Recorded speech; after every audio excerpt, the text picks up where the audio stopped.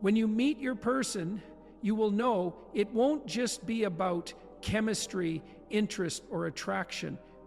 It won't be about how tall they are, or what job they have, or how much money they make. It will be this perfect mix of absolutely everything, but nothing you can point your finger at and say, it's because of that.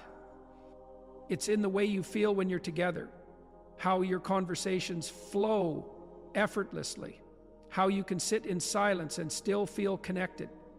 It's in the comfort of knowing they understand your unspoken, supporting you in ways you didn't even know you needed. It's the way their presence feels like home, bringing peace to your chaos, light to your darkest days. It's not about finding someone who completes you, but someone who accepts you completely.